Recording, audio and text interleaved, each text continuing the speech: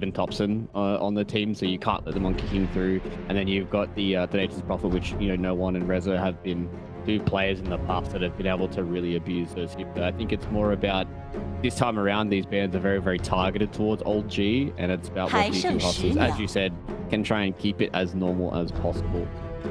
And have some fun and try and have a good game. Let's see, so Rubik first opening pick for the side of Oldg. We'll see what this gets responded to get the Disruptor. Kind of intriguing, you were mentioning the Zero, and it's kind of intriguing that Oldg felt like the Rubik is stronger. Perhaps they have faith in the steal potential as well as a save potential with the shot, but now you have this Raptor, you're already feeling very good about the direction of this game. What do we pair this with? So probably Tiny here, that feels very good. Yeah. You can probably go for Tiny, or you can try and go down the side of the Ember Spirit if you really want to here for D2 Hustlers. The one kind of issue that I have here with the Ember is Oldg do have the counter for it. D2 Hustlers have shown they've been able to play it on the lane, so it's not like this is top 10 in the mid lane, but it is a very comfort pick for D2. So Oldg will just respond with the Abaddon, another hero that No One has been playing quite a lot in the qualifiers as well. Just one of these tanky straight draws. It's just super easy for them to kind of deal with everything they want to go in. Doesn't really care about being, loops back and static stormed in some of those fights, and very easy able to get a lot of his teammates out of the chain. So right now, nothing too kind of crazy and wacky so far, but the second phase is where it really starts to unfold both these teams, because that's when they have to start making their decisions about do they want to try and make this Ember Spirit their end-all be-all kind of carry and give them a little bit more tempo in the safe lane, or do they want to try and match something up against the Abaddon? Some respect being shown towards Thompson. Ban out his Oracle. Not very often that you see this hero getting banned. We were joking earlier on before the game started how bad it feels to have to do this, but I'd rather do this and win the game than do it and lose. And we have seen that Oracle into Ember Spirit mid, actually a fairly good matchup for this Oracle. So get rid of it. And you already mentioned, right, they have Aquatic Shield to help deal with the Searing Chains. You don't want to give them multiple ways of making this Ember Spirit just feel bad in the matchup.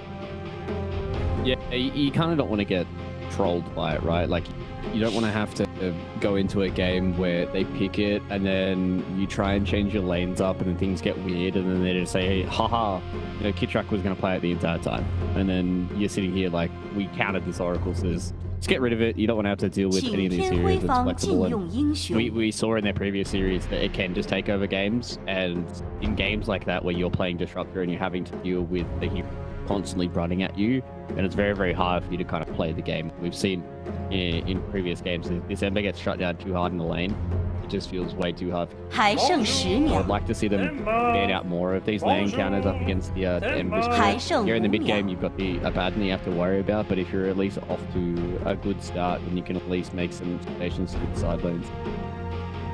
You got the Ember Spirit on the side of Oldg. We saw D2 Hustlers play this against Ivy, the Ember Spirit plus the SF. So there certainly is some good reason and some rationale to remove this. Already have some very good magical damage. You want to deny them having access to overwhelming physical damage.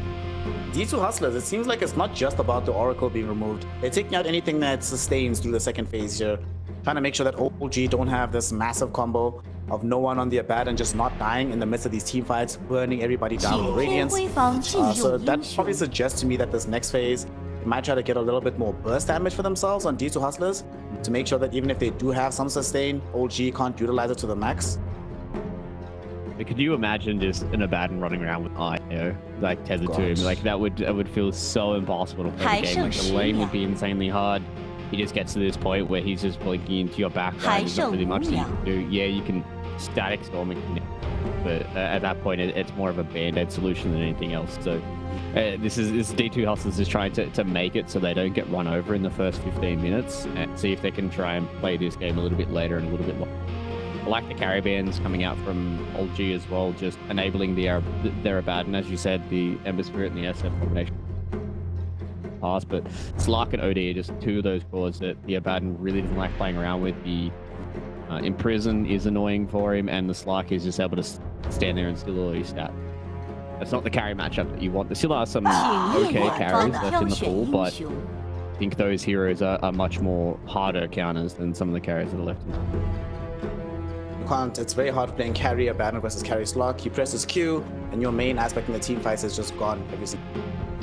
It's very, very annoying. So good ban. D2 Hustlers, nice of them to remove Snapfire, so no burst damage coming from that angle. And they take the Undying, so they're not going to give them access to the Undying plus Abaddon. So now they have some pretty decent team fight. Drop down this Tombstone to get you vision that allows the Disruptor to glimpse heroes back. Static Storm can be like okay, but Kinetic Field in tandem with Tombstone, that feels very, very good. But they both defends the Tombstone and make sure Undying can just get in the midst of all of it.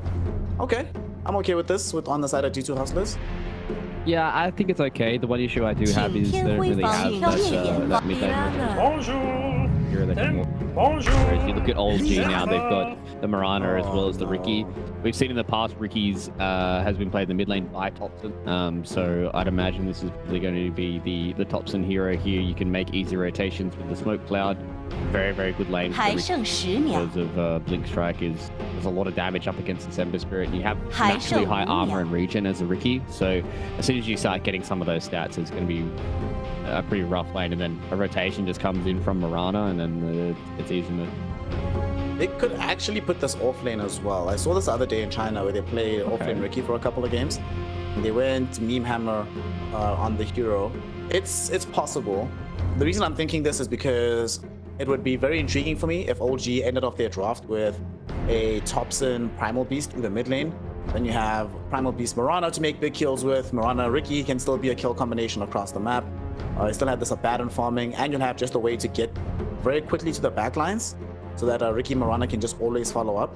So I think it's a flex pick. I don't know. I'm not sure if they know 100% just yet where it's going. D2 Hustlers, their response is going to be the Terrorblade here. All right, so they're clocking the lack of overall uber burst on the side of Oldg. I mean, they have these setup combos for themselves, but if they ever make sure that they don't get hit by the arrow, TB feels hard to kill here. Oh, it's a bit annoying to play into the Abaddon Radiance with your illusions, but there is still some overwhelming physical damage which they did not have beforehand. What's your read on this situation with the TB now in the game? Yeah, I agree with you, right? Like it's one of those heroes that if you're able to survive the burst or go up against a team that doesn't really have that crazy amount of burst damage, then you can do well. It's also good with the reflection that you're able to steal the radiance from no one as well when he's playing that Abaddon. So you will have some of these extra few auras to go around for yourself. So this reflection is going to be really good. I like this Primal Beast ban as well because the Primal Beast can still be a flex into that safe lane up against the Terrorblade, and Rubik or Mirana in that lane is going to be hard for the TV to play around with a lot of that magic. So I like this TV. I think it's a relatively good carry matchup into the Riki. All it takes is a Static Storm combo and he's going to go down. My one issue is they are lacking good lockdown to catch the Riki, and he's able to deal with the glimpse by just going in tricks of the trade. If he doesn't ever get hit by the Static Storm and just gets a BKB, then it's going to be hard for them to lock down and hard for this Terrorblade to deal the damage as well. I'd like to see D2 Hustlers give themselves an offlaner that enables them to catch this Riki on a relatively lower cooldown. They need somebody to get a Blink Dagger, they need somebody to go in and provide space for this. Terrorblade, this game definitely a Hurricane Pipe game, so probably going to see that being built up ASAP. So Oldg, they've removed Huskar and they've removed the Death Prophet. So they're still angling. They still do not believe that this Ember Spirit's actually going mid. They're keeping their options open, planning out two heroes that could easily go crush the mid lane matchup. So let's see, what are they afraid of? What's Topson going to be playing here? He could play Rubik, he could play Riki. There's a non-zero chance he plays Mirana. This guy can do a lot. And, it's going to be Magnus. It still doesn't, that makes it more likely it's going to be Riki or Rubik that go mid. And then this Magnus goes into the off lane. I mean, you have Resolution on the team, right? If there's Resolution and there's Magnus, you might as well give him the hero. I mean, you've even got 7 Magnus. Like, there's just so many player hero combinations that are coming in this draft that I don't know where it's going to go. Like, you can have a 4 Magnus with, like, an off-lane Mirana that Rezel has played a decent amount of before. You can throw Riki into the mid lane and use the 5 Rubik. Oldg can kind of do whatever they want, especially after, the way that we're going to D2 Hustlers, and that's why I like when you see these drafts and you see these experienced players come into games like this where they're like, we don't want to get last pick overall kind of gotcha pick. That's why they get rid of like the Huskar and the Death Prophet, right? So they can pick the heroes that they want, still be flexible, and not get kind of last picked where they just go, oh crap, we've kind of done goofed here, and they're in a really good spot to be able to do whatever they need to with their heroes. And okay, so D2 Hustlers, they're just going to go for the straight team fight. There was a question about whether or not they wanted to go for something like the Centaur. Would have been a little worse just because the Stampede feels bad in, right? Like, if you get stunned up, it doesn't matter if you get stampeded. So I like that they've gone for the Tidehunter, a natural aura builder. They can just get this Blink Rabbit.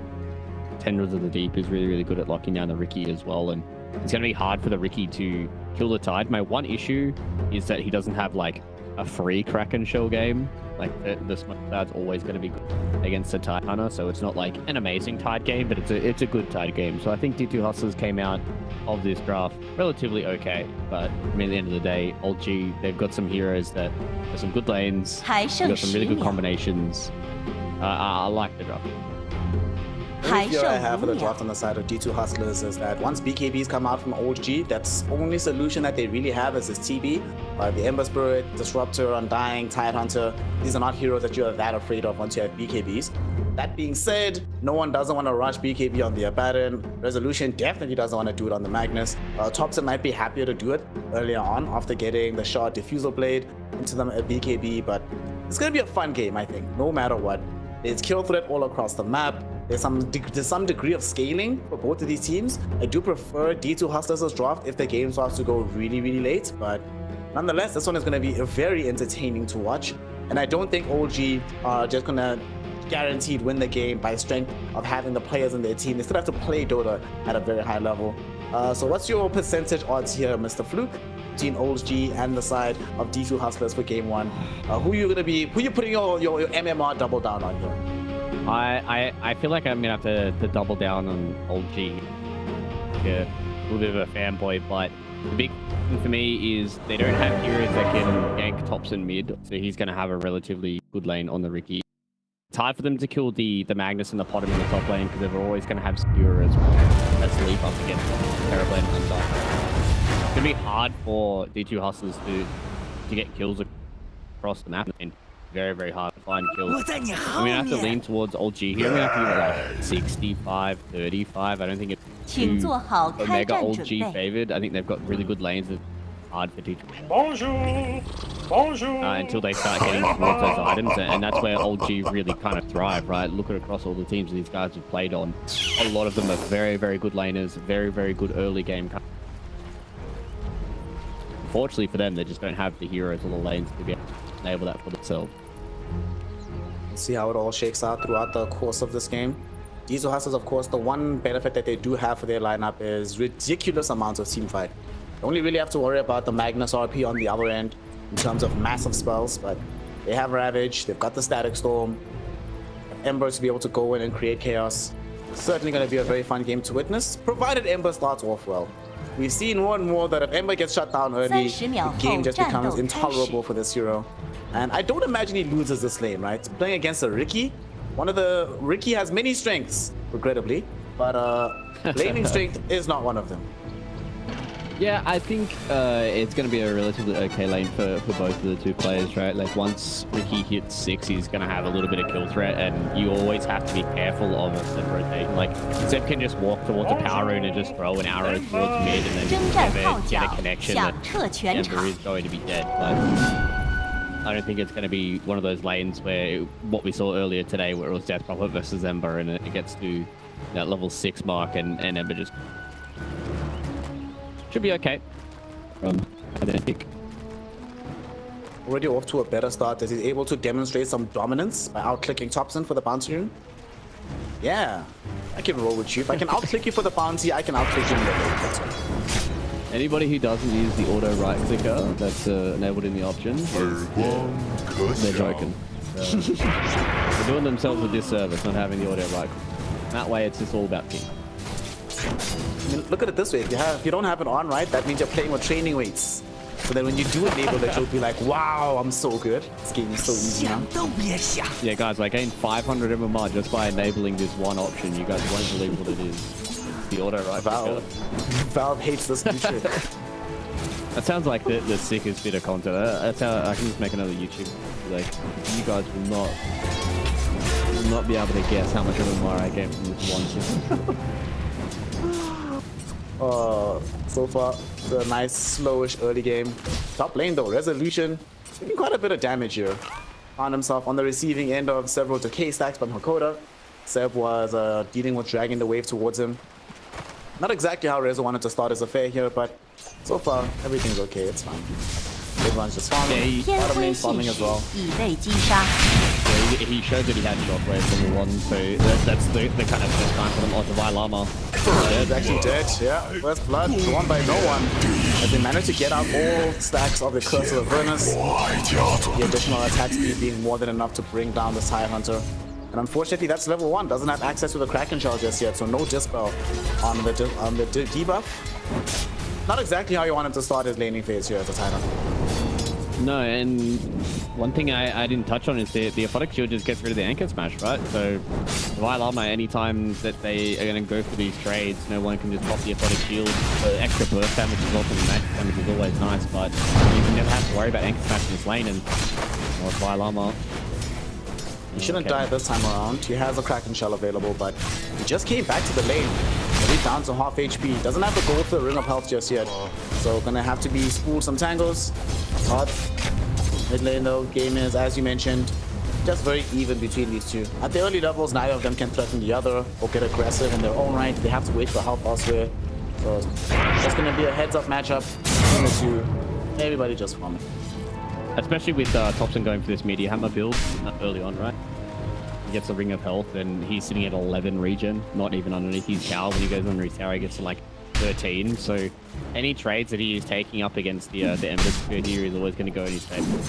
Has naturally high regen and now he has a Ring of Health, so it's going to be pretty straightforward. And I'd imagine that, you know, once you start getting when Seb's going to make his rotation, he really wants to try and enable Rezo in this, because if Rezo gets kind of shut down, then it's going to be hard for them to try and fight. Statical and Undying. Just everything they can use. Alright, Llama almost found himself getting brought down. They're looking for revenge onto no one. By Llama, only level 2, doesn't have access to the Gush. Just have to watch no one get back into the lane. No one fairly low on the HP pool. Divine Llama does have his own Ring of Health right now, so he can sustain for a lot longer of a time. And Resolution almost dies in the top lane. Tombstone dropped down for this one. But not going to be enough to get the burst out. Still though, the ultimate objective is achieved. Create space for Yuma to keep farming. And Resolution, look at the CS, dude. Rezo is getting nothing out of this game. 7 CS early on in the game right now. Has not been an easy time for him in the top lane.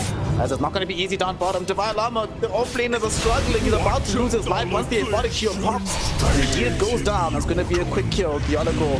Looking for revenge back onto no one. Unfortunately, looking like he's unlikely to find it. And instead, it's his life that gets sacrificed on the altar of the abandoned success. Finds a double kill in this bottom lane. Putting himself in a very good position as Rubik just goes for the quick deny. Yeah, same with no one. He wants to just get the reset and, you know, use that low HP or that low money. Too much.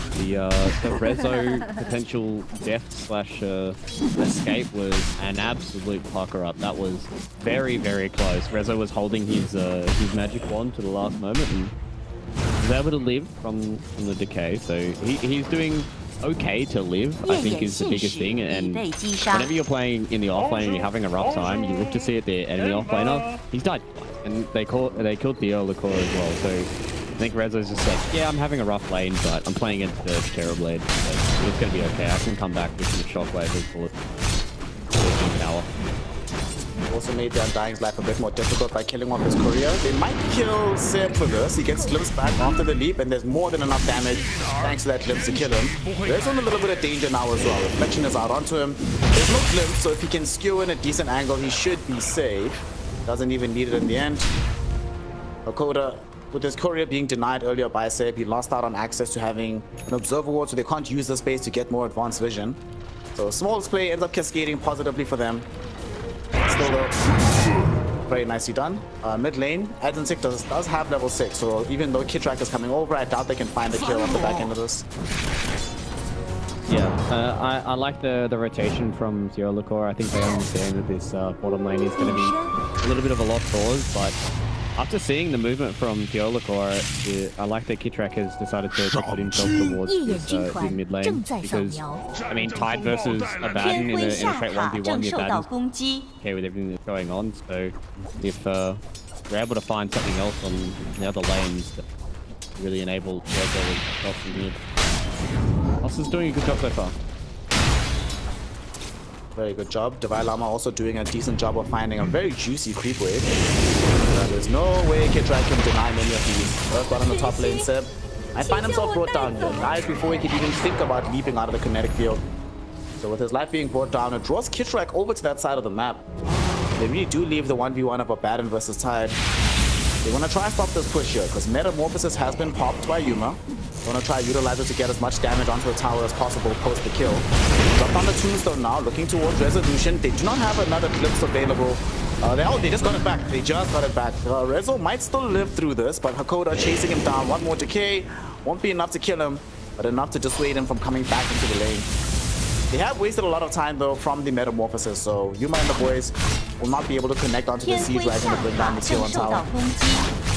Yeah, Yuma's not going to be able to get the tier 1 tower, but they're pulling a lot of attention. Like Oldg now, they've put both of their supports towards the top lane. Rezo's still struggling, whereas you see now Divine Llama, the fact that he has his 1v1, he shouldn't really be at threat of ever dying now that he's getting close to his own Meteor Hammer, but on the side of Rezo, like, there's always going to be threat of him dying. Speaking of the threats of death, we have one middle, Thompson. Agentic was thinking about trying to run him down. They don't want to dive behind the tower, even though they had the dust out. Yorico was nearby, does have access to the glimpse, and Thompson, the TP's flown too close to the sun on this one. Theoloco really looking for the glimpse, but not going to attempt it just yet. Everyone just happy to poke and prod for now. The haste root is available for Agentic on the Ember Spirit. I try to use it to try to get a kill. They're gonna pump it for the mid lane. Kitrak, a much easier target than the Ricky. And with the spite of this combo, they should be able to get this kill. Okay, up and down for Agentic, but now he's out of remnants. So we'll see if he can get himself out of trouble here. Just got one replenished. Get some steering chains out onto Seb as he has lost the Yolokor. 1-1 trade happening in this mid lane here. And they'll take it inside of D2 Hustlers. Anything to involve Agentic more and more into the game. Yeah, he slightly missed the... he cancels the TP Thompson, God. He might die for this load. The other cross coming back. He's actually dead. Hashtag not worth. That's a really cool play, but at what cost? Well, the cost is also going to be the life of the Ember Spirit. Yuma forced to come over as well. Will he actually get out of this? There's no way. Yuma gets the kill. But Thompson not only cancels the TP, but he cancels the life of the Ember as well through his mid lane. Alright, very well done by the Ricky. The Llama should die for as well. I think he's dead, right? Shorty? Goodbye? He's pretty tanky. Oh, it's a pop in the aquatic shield. Lifted back. There's the aquatic shield getting removed. My Llama still alive for now. Will eventually get walked out. That took a while. Yeah, they just needed the extra magic damage, right? Like as soon as the anchor smash goes down on the already aquatic shield to the one, then he's basically one of the aquatic shields. Getting the kill there onto Divine Llama is exactly what they needed to do. Yuma though is having a very, very good start here on the Terrorblade. He's getting to a point where he's starting to become strong. It's a very, very good BKB game. Well, does have to be very careful about being harmed. But as long as they're playing around him with a lot of these teamfight spells, the countering D2 Hustle can be strong. They actually popped the Metamorphosis with Yuma. So we're gonna have to use this as a farming tool. See how much you can get. In the meantime, the other core is trying to getting run down by Thompson, but Kinetic Field, decent enough spell, keeps him alive for now. And it was close. Thought maybe that Thompson was going to be able to get on top of the older core, but wasn't able to get close enough to get the Thompson might die, actually. He gets dragged back through the glimpse. They do dust him up. Link strikes away onto the catapult to stay alive. And unfortunately, Agentic did not have access to the steering chains. Both on cooldown and he lacked the mana to make the combination. So that's 3 heroes that get dragged towards middle to deal with it. That means yet again Divine Llama is in danger down on the bottom lane. He will die for this, as we do have a rotation coming in from Seb. So very nice kill onto Divine Llama. And they might decide him and Kitrak to head towards the mid lane. They're both carrying smokes. Really want to help out Thompson and create space enough so he can actually use the meteor hammer onto the tower itself. I mean, he's bought the meteor hammer, but look at this here. Tier 1 tower middle, literally still untouched. 100% HP available here. Yeah, nice and crispy. He's been using it to try and set up for some kills and just pushing out the wave as well. It's kind of one of the issues, as is his wave clear is very, very slow. So the fact that he has this meteor hammer now means that he can try and punish anytime Advantic wants to try and go in. This is the cancel. So now they want to try to go for this kill onto Seb from the top lane. Kinetic field down, you can't skewer out. Will he get out of this? No way, he's actually going to survive. Seb, resolution. I just do Magnus in the game and Seb is in the game and my mind goes to Seb. My llama, I've seen this story before. Have mercy. Oh, gee, he's just a melon. Come on. This is so unfair. Does manage to survive, but he's on such low HP right now, he's going to have to just wait by the tier 1 tower. Oh, he actually gets jumped on by Seb. The Star Storm not going to be enough damage to bring him down. So now Seb, we'll see if he gets punished for this one. They do force out the Tombstone drop. Assistance is coming in from the Ember Spirit as well. No Seb. No one have TP'd out just yet. So Adzentic could try to get the punish here. Those 4 through Emeralds. Looking for the slide combo. Will be able to find it on the Marana, and the Kitty is gone.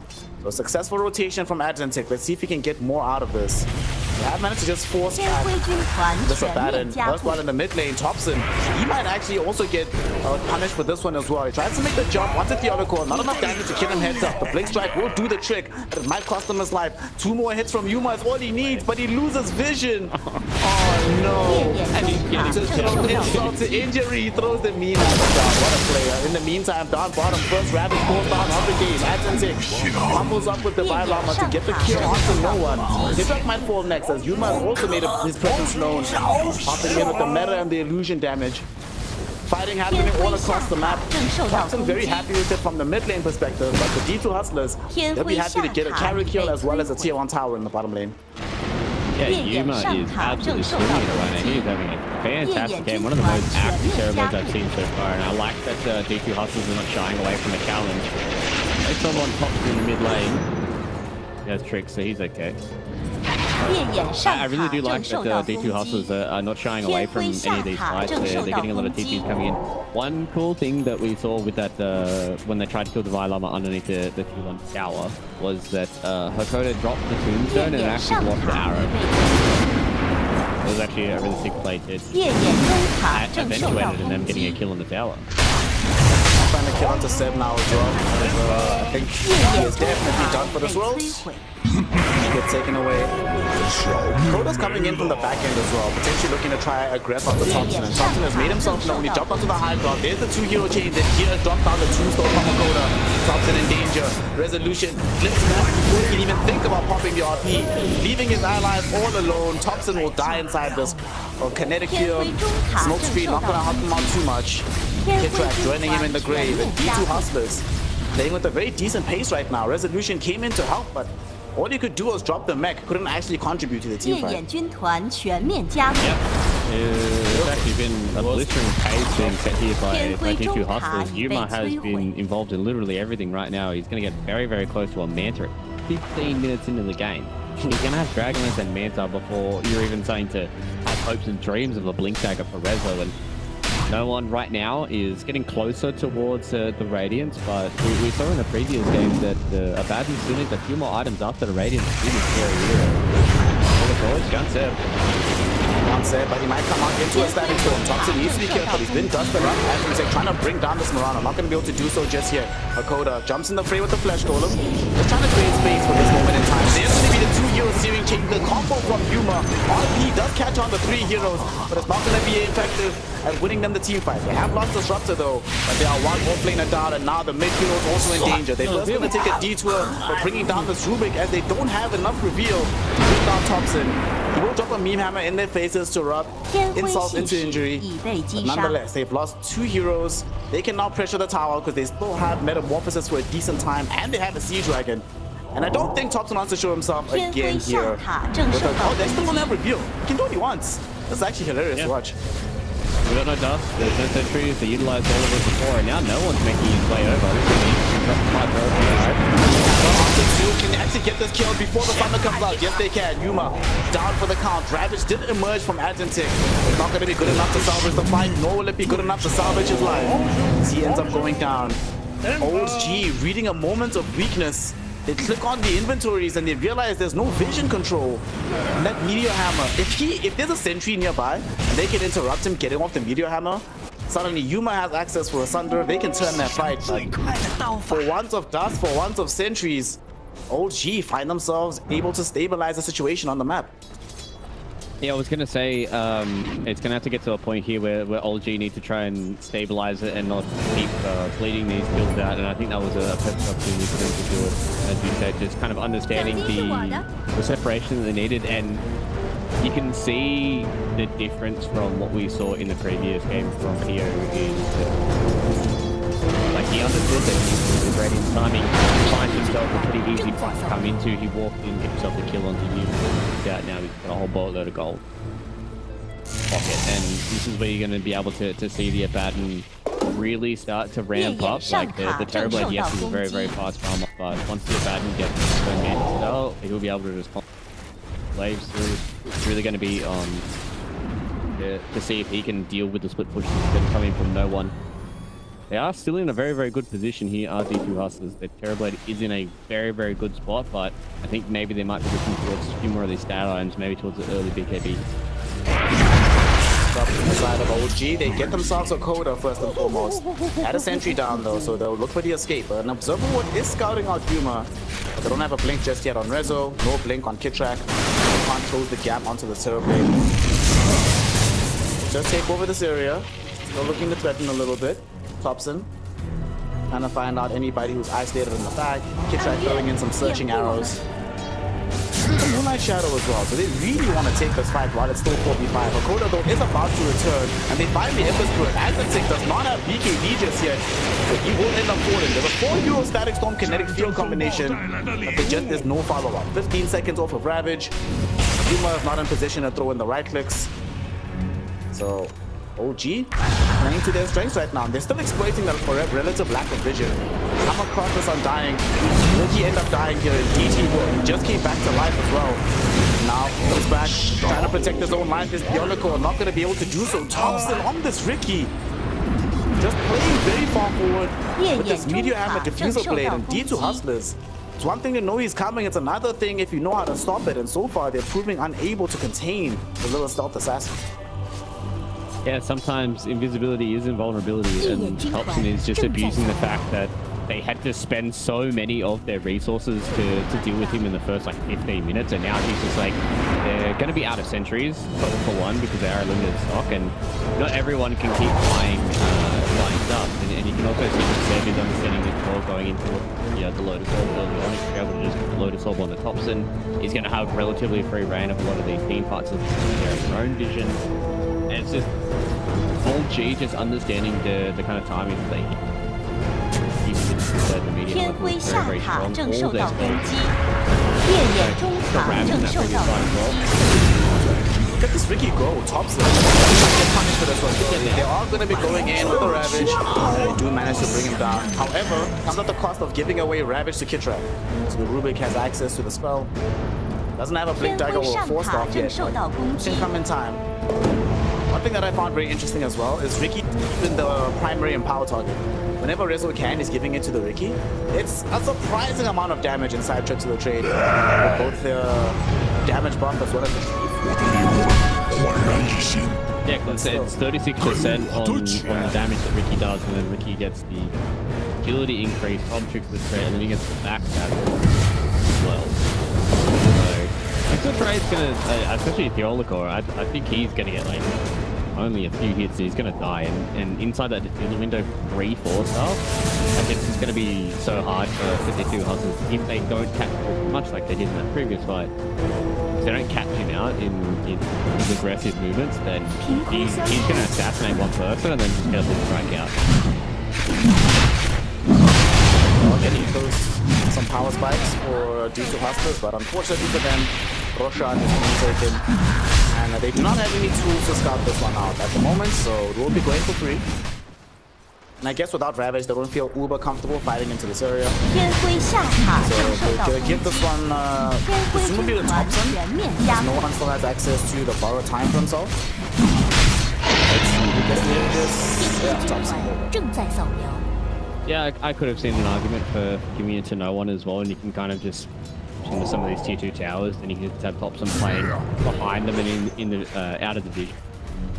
And get, you know, if you get one pick, then it's just going to transition into an hour or even into 2 picks, and then you just kind of check off all the spots on the map and try and find Yuma in his farming patterns as well, because he's building in towards the Skadi, so he's going to be tanky, but he's still not going to be safe from, you know, Wicked Cloud and Telekinesis and even the Stolen Rabbit. So if you're ever able to find the Terrorblade or even push Terrorblade to different parts of the map, and that's when they can just kind of abuse this moment they've got right now, where D2 Hustlers were starting to make a comeback, but Oldg just kind of picking it up here, they find the Oldg. He will reveal the Blink Dagger on this Lucian. No buyback available on this Disruptor. They'll just allow him to stay dead with some presence onto the tier 2 tower in the top lane. But now they do know to be careful for the Blink Ravage, or the Blink RP rather. Blink Ravage is still coming in time as they trap not there just yet. They really want to use this Ravage before it expires, but they've weathered the storm on D2, they've dodged it out. I guess the name of the game right now is just dodge, right? Don't fight them, wait until you have BKB on Terrorblade. He's almost got Skadi. But he's actually holding a lot of gold here. What do you think? Do you think he's waiting to decide if he needs BKB right now over and above the Skadi?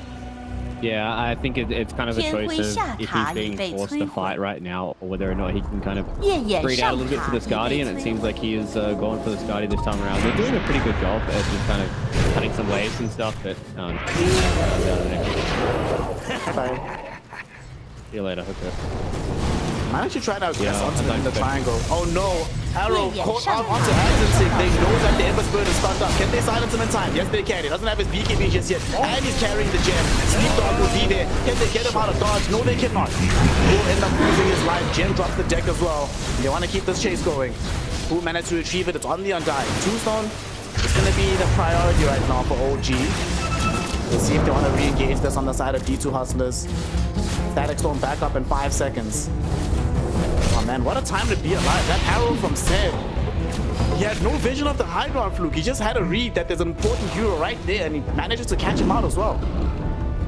You miss every shot that you don't take. And even if you're just throwing an arrow for vision, sometimes it can connect. And the biggest thing now is D2 Hustlers, they pop the Metamorphosis, and it means that Oldg, they just cut a few more of these blades. Maybe they get a 3-set kill.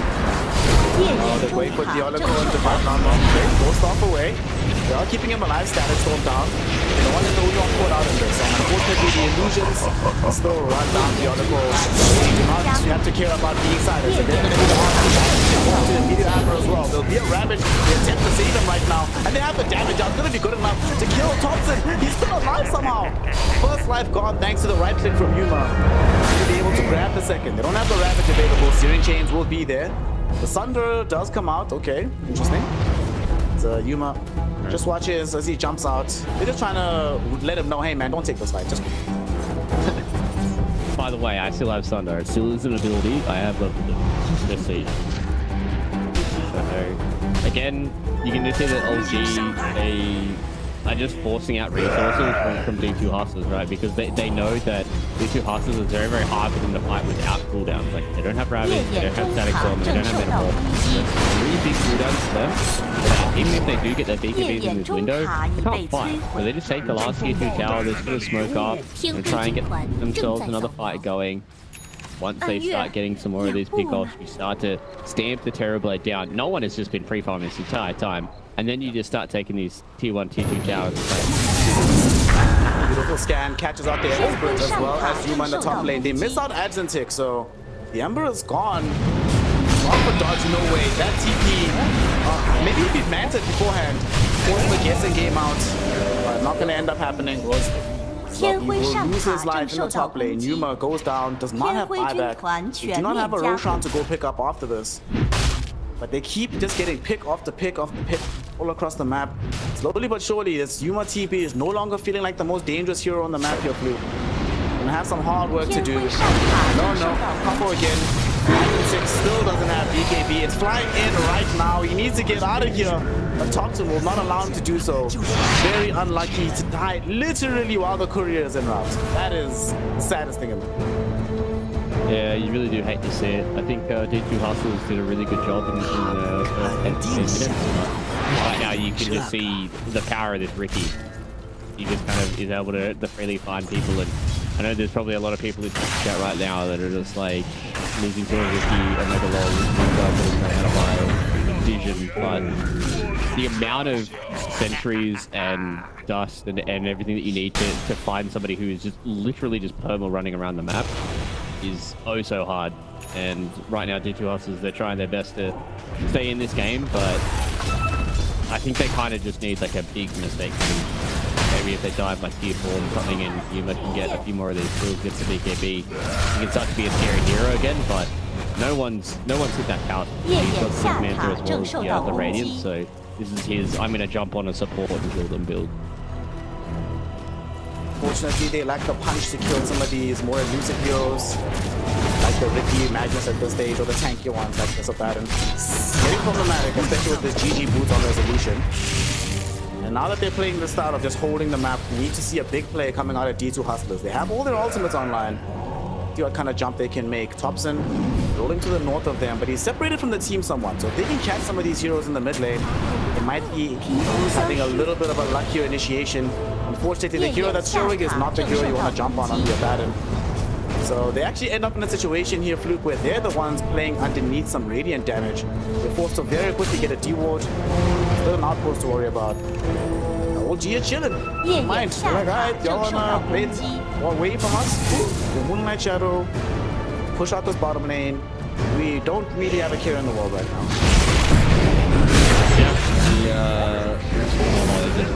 See you later, Proto. It was, yeah, they smoked out as 5, they were hoping to try and run into somebody, they ran into some illusions, Thompson just killed the top wave and then went back towards the base of D2 Hustlers and they just couldn't find him. They were under vision as soon as the smoke broke and that was it. The hero that they killed as well, Akoda, at the time was carrying the gem. So it is... looks like they got it back on Advent. Yeah, got it back on Advent. Grabbed it very quickly. Make sure that it's not just lost to the winds of time. But still, the fact that wherever this gem isn't, any of these supports is liable to die. Otherwise, Yellowcore is just sitting on the high ground. It's like I have to stay in range of this tier 3 tower. It's the only way I don't just instantly get popped by this Ricky. Yeah, and that's the annoying part is they're behind in net worth and they don't want to have to be holding hands, but they kind of have to, right? Because now Thompson's got this Manta style, so he's got even more stats on top of that, that if he ever catches out any of these heroes by themselves and in an awkward spot, he can go down. I'm trying to get Timber into high llama. Poor llama gets caught out. Okay, he's tanky enough now that he doesn't heads up die. So he gets to live. Watermelon proving his value in the team. And I'm sure that they're very grateful for the fact that it's a long respawn time on Roshan. I mean, very slowly but surely and quite quietly, Oldg have amassed a 10k gold lead. Yuma, the only person that's still in contention here to really compete against them. Still have some catch-up being required from the Ember Spirit. Although Adzentic does have BKB now. We can actually finally play Dota again. For a while, it felt like he was written off in this game, just getting smoke screened into the drag back into death. Now the only thing that should kill him is the RP, so maybe he can bait out an RP or 2 for a team and allow them to re-engage afterwards. Yeah, he feels like he can play the game until no one bashes his head in with the basher or the Abyssal Blade that's going to come in through him. This is kind of what Oldg were doing. They were kind of running around as 4 heroes with Thompson and Reza just sticking with the 2 supports while no one was literally just mowing through the map, right? Like he was just going through all the different creep camps. He was able to get the tier 1, tier 2 towers as well. And now Oldg, any real objective they've got left on the map is Roche in a minute and a half. Get a big pick here. This could almost be it. Smoke as well as the Moonlight Shadow coming in. They don't have the Ember Spirit, although he does have a Remnant nearby. K-Shot by breaks out. Akoda will be the first one to board death. Doesn't have buyback, so can't re-engage quickly. No one by the steering chain. Not a great target. And there's the RP. They've got themselves onto Axon. No opportunity for the BKB. He just loses his life. Divine Llama attempting to TP out. The Skewer was paid that idea. He gets taken down as well. 3 heroes fall inside the Radiant jungle. The gem this time around will not be recovered. They've got Snake Eyes on Oldg. The only survivors of this fight being the Disruptor and the TB, both of whom are not really present for the fight. And I say that, but Disruptor might just be joining his team inside the fountain as they come on top of him with this abandon of no one, burning him down with their Manta Legions.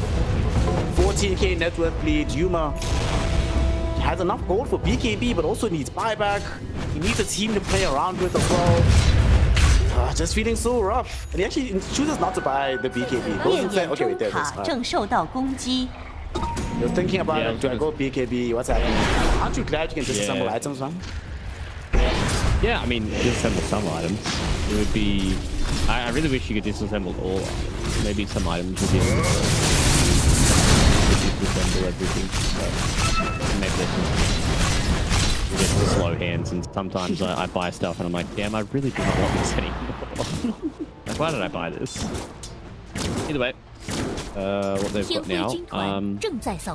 Yeah, this game is slowly starting to, very quickly starting to get out of control for D2 Hustlers. You can just see how instantaneous no one's able to blow somebody up, but that's even without the Ricky. He doesn't even need to be invisible. He just needs to blink off. He's actually gone for his own BKB. Thought maybe no one was gonna go for like a full official build and just kill the Ember Spirit even through his BKB, because that feels like it's the only lifeline for D2 Hustlers. Maybe if they get a big catch here. They don't have a blink on the Tide Hunter though. It's going to be hard for them to catch everything. They really don't want to go nowhere. It's the second time that they've smoked and found themselves only no one on the front lines. Very frustrating. And he got his BKB before the courier died. So he's even less of an attractive target right now. Honestly, until they get Aghanim Scepter and Disruptor, BKBs legitimately make no one immortal. And they're going to try force a fight. Inside the Roshan pit with the Ricky and their Baron. They know there's no BKB available on the Time Hunter. There's no 4-star. I think either only the 1. So they put the smoke screen on top of them. Make it a lot harder to make this a good engagement. Arrow again! Are you kidding me? BKB 4-star. But he's taking too much damage from the Abaddon. The Backward comes in as well. And that is one dead Ember Spirit. The fight will continue though. Static Storm dropped down. Yuma putting in these right clicks after the Manta Legions come out. Not able to bring down any specific hero just yet. He wants to try 4%, but here comes Thompson on the back end, looking for the disruptor. Won't be able to find him with the 6 of the train, Blitz Strike combination. Ravage will catch him in the face though, and the right click will eliminate the first fight. Resolution hasn't been able to give us the wrong here. Yes, but the Ravage on the back end, stolen by Kidbrack, sets up for the Skewer RP combination. And 5 heroes will be wiped from the map. It turns out the answer to good team fight is to just steal their team fight, use it for yourself. And Oldg have just set themselves up to win game number 1 here, Fluke. Is there anything D2 Hustlers can do after a fight lost like that one? Take this time to figure out what they're going to do in game number 2. That's the best. Yeah, I thought that fight was going to go too well for them. Unfortunately, for the Oldg, I'm pretty sure he saved no one. No one's borrow time was running out. He didn't have BKB. He was directly on top of Yuma, and then he got glimpsed back to kind of safe. Nobody really was waiting around, and then so Yuma couldn't really utilize the rest of his BKB to try and take down no one. Maybe if they got a kill on no one, that might have been a decent fight for them. But as soon as the fight started to drag on and Thompson came in with his second life, Reza was still holding on to the RP. That it just got to a point where there's too many resources being used by trying to get a deep push in the mid lane while they just quickly bring down the Llama. 2 lanes of Rex right away. They don't have access to an Aegis anymore, so they might not want to complete the full push, but they've gotten the lion's share of what they came for. 28 gold lead, 35 kills. D2 Hustlers. Man, that's really frustrating. Axon still not really able to play with this BKB positively in the fight. He gets it off when he's already at about half HP, immediately gets bashed thereafter. Terrorblade can't use his BKB properly in the fight either. Gets out a lot of damage, yeah, but he just lacked the catch to hold these heroes in position long enough. Fly out this damage. D2 Hustlers, the next fight, it's not like the life gets any easier for them, right? This Abaddon is gonna get stronger. He just finished the Abyssal Blade, so he's more difficult to kill.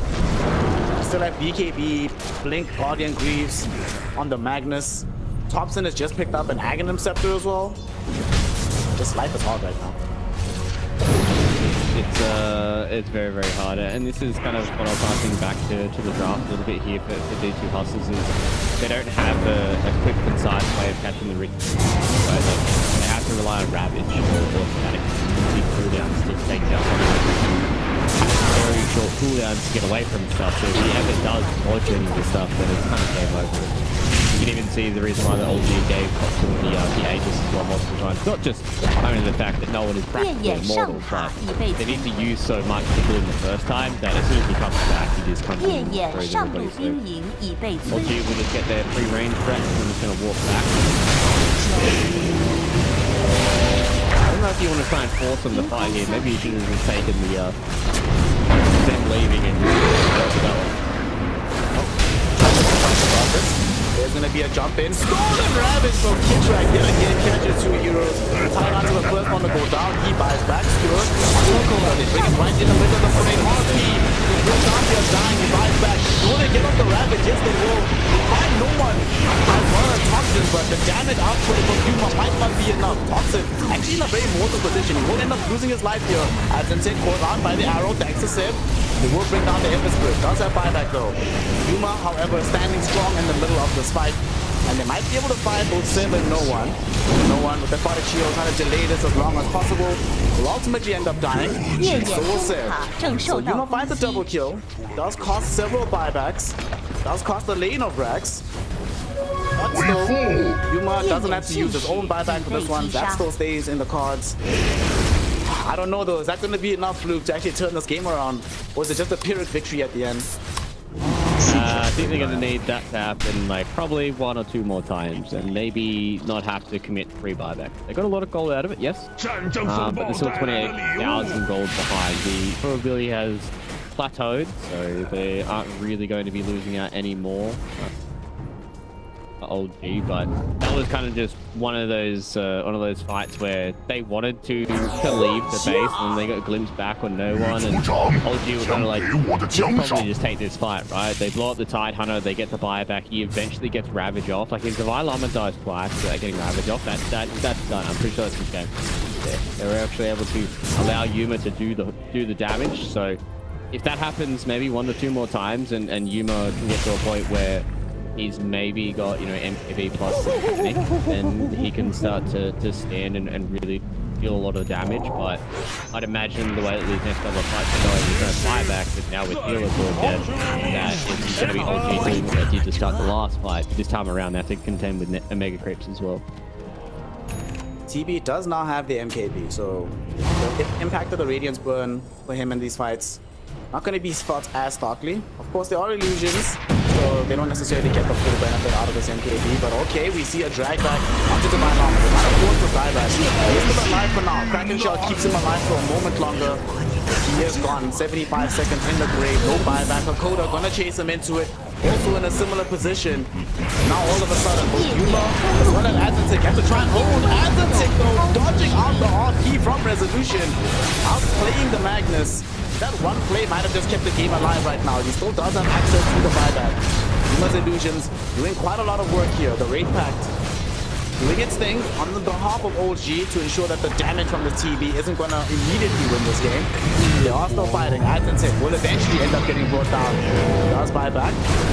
Don't want to go for No One too soon. Don't want to make sure that this borrowed line ends up expiring. Resolution goes in. On top onto Yuma. Yuma still alive. Abyssal Blade prevents him from getting off the Sunder. And he doesn't have buyback. 145 gold for buyback. They call it GG while playing D2 Hustlers. They made it entertaining at the very end. They took some very close engagement.